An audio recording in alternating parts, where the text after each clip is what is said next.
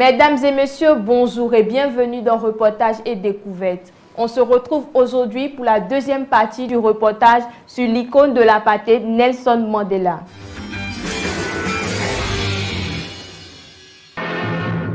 Demonstrations against the South African government's strict apartheid policies flare into shocking violence. At Sharpsville, an industrial township, thousands gather outside a police station in protest against new laws requiring every African to carry a pass at all times. The crowd refused to disperse and began stoning the police, who opened fire into the crowd from behind a wire fence. In 2 days of demonstrations that began here, between 50 and 100 were killed and hundreds injured. Worldwide protests were raised. The conditions that led to the Sharpsville tragedy continue unchanged. Sharpeville was some of the worst things that happened. Sharpeville est une des pires atrocités de l'apartheid dans les années 60. Les massacres de Sharpeville ne peuvent pas être mesurés, mais je les situerai tout en haut ou tout en bas sur l'échelle de l'inhumanité.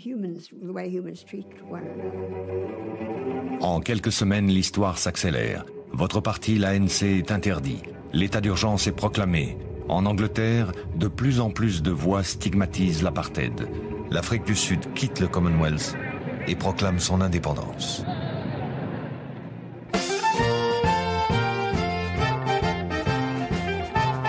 What is our future? And I want to make quite sure that I will not be misunderstood. I see our republic, the republic of the English and the Afrikaans speaking alike, governing what is the heritage of white South Africa. Vous êtes désormais seul face aux fascistes. Aucun espoir n'est permis, alors vous entrez en clandestinité. Un journaliste anglais parvient malgré tout à vous retrouver. C'est votre première interview. The Africans want the franchise on the basis of one man, one vote. They want political independence. We have made it very clear in our policy that South Africa is a country of many races. There is room for all the various races in this country. Now, if Dr. Verwoerd's government doesn't give you the kind of concessions that you want sometime soon, is there any likelihood of violence? There are many people who feel that the reaction of the government to our stay at home,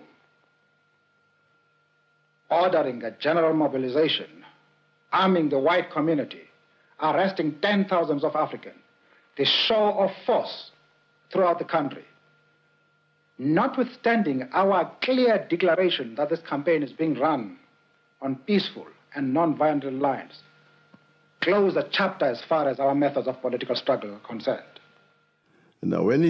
Quand il a dit « le chapitre est clos », ça voulait évidemment dire « prenons les armes ». M. Mandela est très méticuleux dans tout ce qu'il entreprend. Donc, il a voulu faire des essais. Il a fabriqué une bombe avec des camarades. Je n'étais pas présent. Et ils sont allés la tester non loin de Johannesburg. Une de ses recommandations essentielles était, quand on pose une bombe, il ne doit y avoir aucun blessé. Votre campagne de sabotage ébranle le régime. Vous partez à l'étranger chercher des soutiens militaires supplémentaires. L'Afrique du Sud est dans le bloc occidental. Alors, en pleine guerre froide, les pays socialistes vous soutiennent. URSS, Algérie, Chine, Tanzanie, Cuba. Des camps d'entraînement militaires secrets fleurissent en Afrique. Ils réunissent bientôt des milliers de volontaires.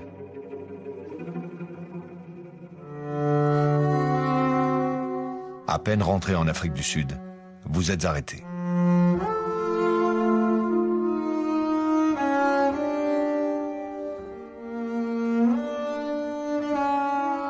Accusé de sortie illégale du territoire et d'appel à la grève, c'est en costume traditionnel Xhosa que vous vous présentez au tribunal. Il a décidé d'assurer sa propre défense et a prononcé un discours devenu célèbre. Pourquoi, moi, un noir, je devrais comparaître devant un magistrat blanc? Le procureur est blanc, l'huissier est blanc, il y a quelque chose d'anormal ici.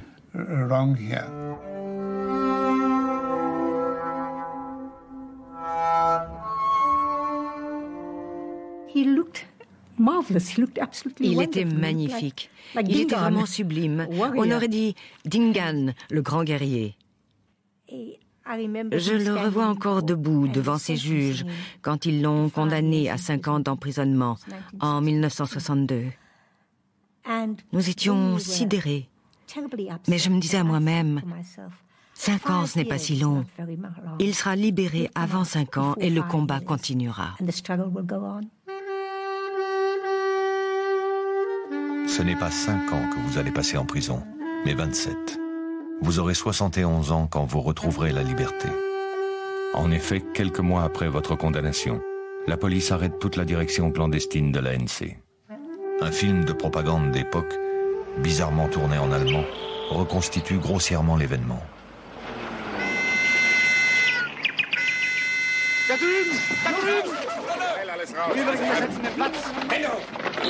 De nombreux documents trouvés sur place vous compromettent. Avec vos camarades de l'ANC, vous êtes accusé de tentative de coup d'État. Endlich. Herr Leutnant, ich glaube, Sie haben gefunden, was Sie suchten. Votre procès va durer 6 mois. 6 mois sur lesquels comptait la dictature pour vous réduire au silence. 6 mois qui vont faire de vous un mythe, Nelson Mandela.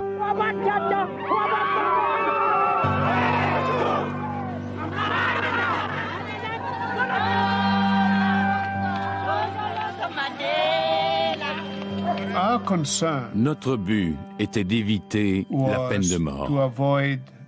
Essayer d'obtenir l'acquittement était hors de portée.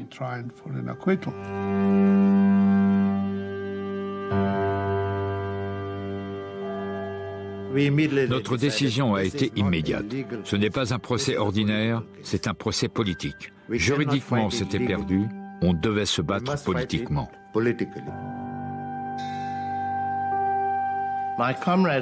Mes camarades et moi avions décidé que si nous étions condamnés à mort, nous ne ferions pas appel. I have cherished the idea of a democratic and free society in which all persons will live together in harmony and with equal opportunities. Il m'a remis un brouillon de sa plaidoirie dans lequel il disait « Voilà ce que j'ai fait, je suis prêt à mourir ». Je l'ai parcouru et je lui ai dit « Tu sais Nelson, on pourrait t'accuser de rechercher le martyr. Je ne crois pas que tu aies envie de mourir. Tu as envie de vivre. Pourquoi tu n'ajouterais pas simplement les mots « si nécessaire, je suis prêt à mourir ». It is an idea for which I hope to live for and to see realized. But my Lord, if it needs be, it is an ideal for which I am prepared to die. Un silence impressionnant régnait dans le tribunal. C'était un moment très intense, très dramatique. Et j'ai réalisé qu'il disait « Pendez Nelson Mandela, pendez Walter Sisulu, pendez Dennis Goldberg, pendez-nous tous ». Le sentiment qui m'a envahi n'était pas la peur, mais la fierté d'être là où j'étais.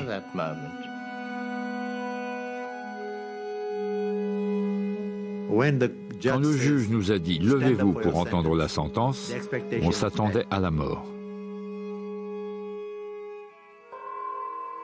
Dans le monde entier, on s'est mobilisé. La dictature s'incline. Vous sauvez votre tête, mais vous êtes condamné à la réclusion à perpétuité.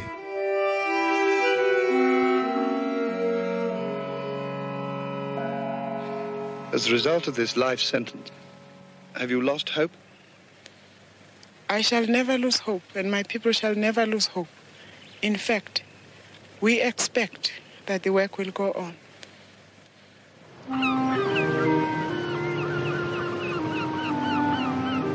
Avec 6 de vos camarades de l'ANC, vous êtes déportés à Robben Island, un pénitencier entouré de requins au large du Cap.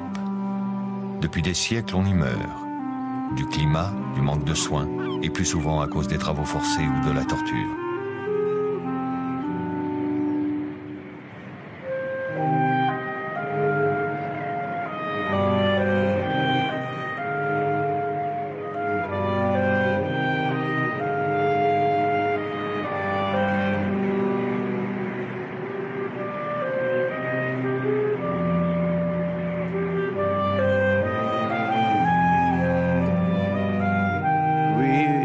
Nous avons été condamnés aux travaux forcés. On devait s'asseoir sur des blocs de béton et casser des grosses pierres avec des marteaux de 3 kilos, puis casser des pierres plus petites pour en faire du gravier. Les vrais travaux forcés ont commencé à la carrière. Tous les jours, on travaillait à la pioche et à la pelle. Et nos mains étaient en sang et couvertes d'ampoules.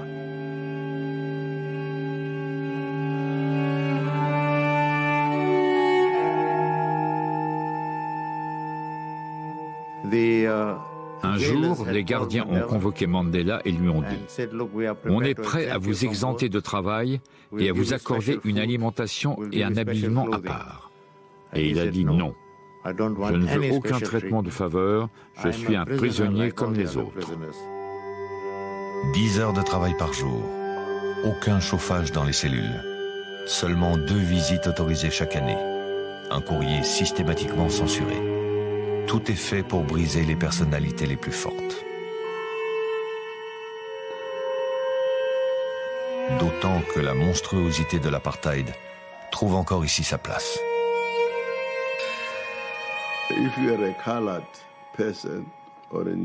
Si vous étiez métis ou indien, vous aviez droit à des pantalons longs, à des chaussures convenables et à une veste pour le froid.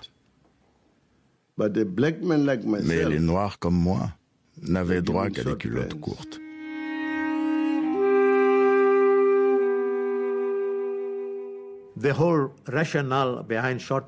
La logique par rapport aux culottes courtes, c'était que chaque Africain noir, quel que soit son âge, restait un enfant, boy ou girl.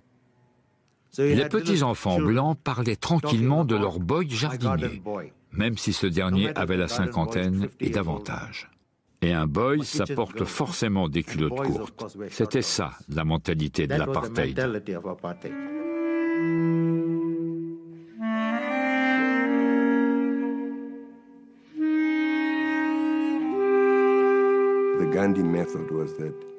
La méthode de Gandhi, face à l'emprisonnement, c'était, pour ainsi dire, de prendre le contrôle de la prison.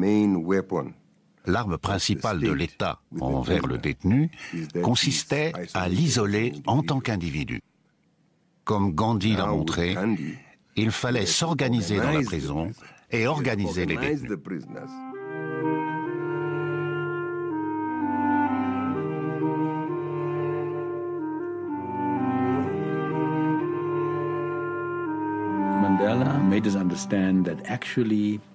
Mandela nous a fait comprendre qu'il ne faut pas nécessairement réagir à tout ce qui se passe en prison.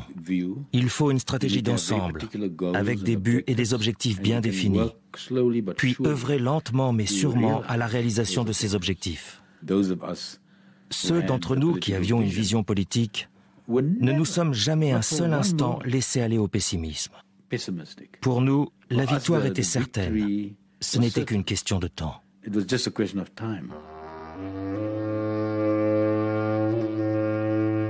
En 1968, votre mère décède, puis votre fils, l'année suivante, dans un accident de voiture. À chaque fois, on vous refuse d'assister aux obsèques. Vous restez seul face à vos souffrances. Il n'y a que le combat politique qui vous maintienne en alerte.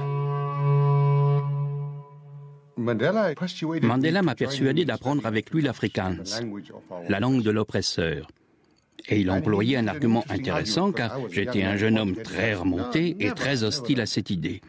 Il m'a dit « Mac, tu es d'accord que nous sommes engagés dans une longue guerre ?» J'ai répondu oui. Mandela a continué « Nous sommes les généraux dans notre camp, mais pour gagner la guerre, nous devons comprendre comment raisonnent les généraux dans le camp ennemi. » C'est vrai, je lui ai répondu. Et il a continué « On ne peut pas tendre une embuscade à l'ennemi si on ne sait pas comment le général dans le camp d'en face réfléchit. »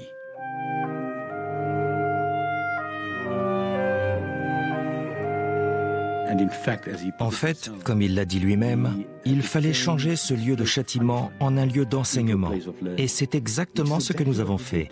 Nous avons fini par transformer Robben Island en une université.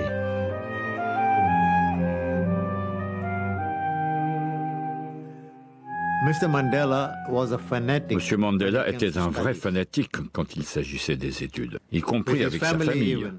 Il a même dit à l'un de ses enfants, « Si tu ne reprends pas tes études, ce n'est pas la peine de venir me voir. » Avec nous, c'était pareil. Il nous forçait à étudier.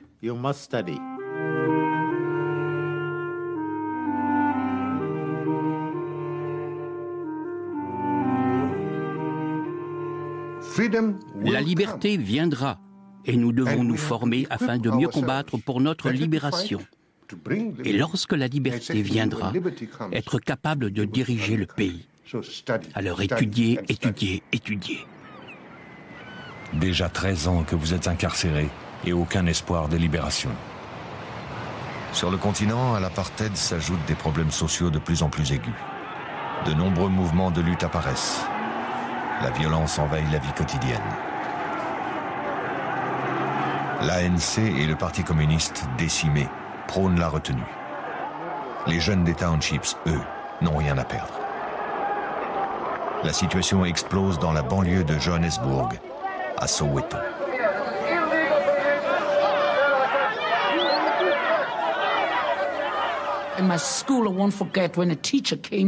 Je n'oublierai jamais le jour où un enseignant est venu dans mon école administrer des châtiments corporels parce qu'on avait refusé de faire un devoir en Afrikaans.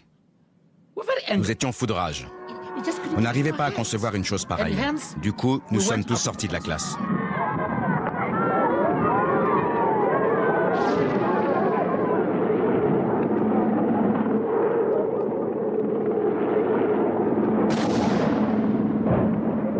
Le gouvernement a voulu imposer la langue afrikaner à l'école. Le pays est à feu et à sang. 1000 morts dans les townships en 6 mois. Des dizaines de milliers d'arrestations.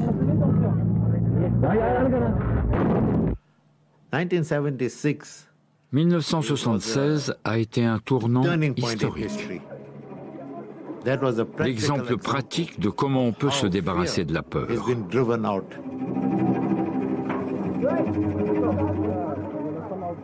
Would you be prepared to take up a gun and kill someone in order to achieve what you would regard as your freedom? Now I know I can. You would? Now I know I can.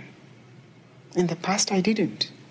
But when I saw my children mowed down in Soweto in 1976, then I realized that in order to defend that, I would do exactly the same.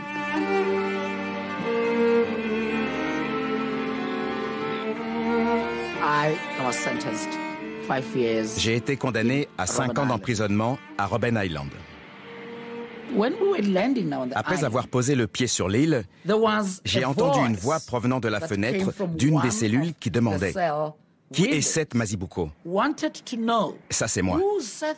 Et un vieux prisonnier qui venait à Robben Island pour la seconde fois m'a dit « Tu viens d'entendre Mandela. »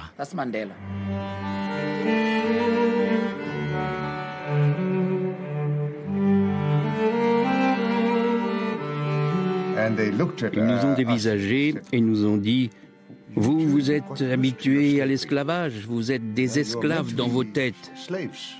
Nous, on va s'insurger et se battre. »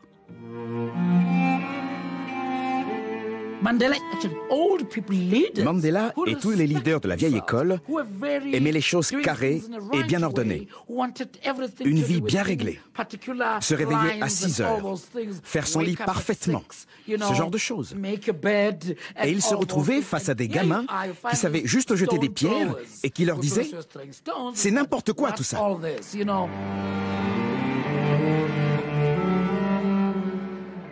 Au bout d'un moment, Mandela et Sisulu leur ont dit « Vous êtes en prison à présent. Vous pouvez tuer une dizaine de matons, mais vous serez pendu, ou vous resterez plus longtemps en prison.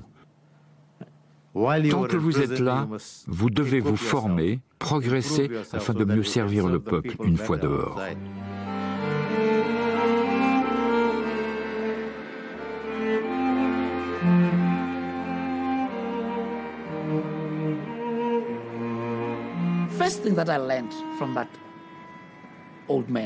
La première chose que j'ai apprise de ce vieil homme, ne jamais se précipiter pour prendre une décision. Ça, Mandela le disait dans tous les messages qu'il nous adressait. Ne jamais se précipiter pour prendre une décision. Premier point. Deuxième point. Ne pas s'éloigner de son ennemi, mais plutôt le garder à l'œil pour mieux surveiller toutes ses manœuvres. Même quand il s'apprêtera à vous tirer dessus, vous saurez à quel moment il charge son arme. Troisième point. Toujours consulter largement. Dès que Mandela avait une question à débattre, il consultait tout le monde.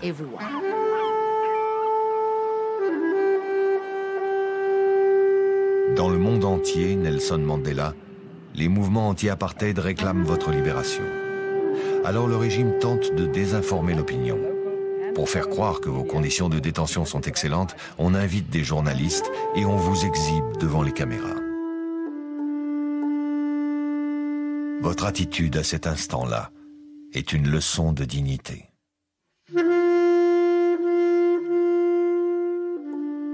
Ce seront les seules images de vous tournées durant vos 27 années d'incarcération. Cette propagande ne sert à rien. Dans l'impasse, le régime va jusqu'à vous proposer la liberté, à condition que vous restiez reclus dans votre province natale du Transkei, où un État fantoche vient d'être créé. Mandela a répondu.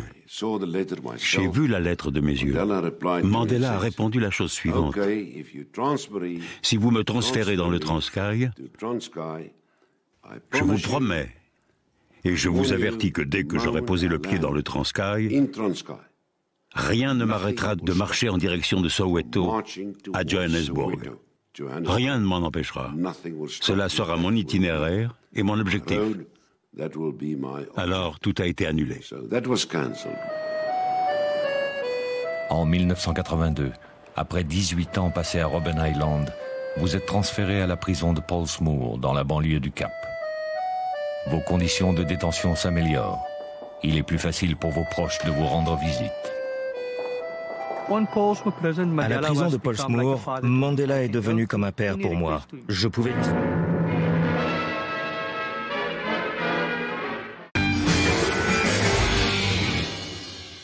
Ainsi prend fin la deuxième partie de ce reportage passionnant. Rendez-vous est pris la semaine prochaine pour la suite et fin sur First TV Africa.